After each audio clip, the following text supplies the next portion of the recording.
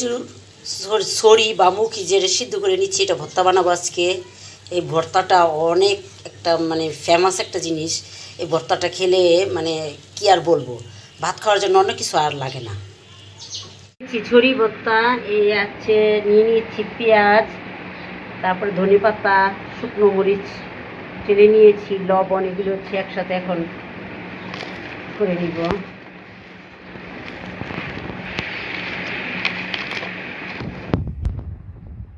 এখন ছড়িগুলি ডলে নিচ্ছি,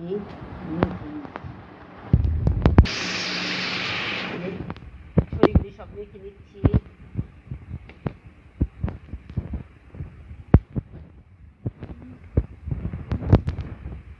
হচ্ছে সবগুলি ডলে নিয়েছি। এখন মরিচ লবণ এগুলি দিয়ে একদম ভর্তা মেখে নিচ্ছি। সরিষার তেল দিচ্ছি, মানে সম্পূর্ণটা আলু ভর্তার মতোই।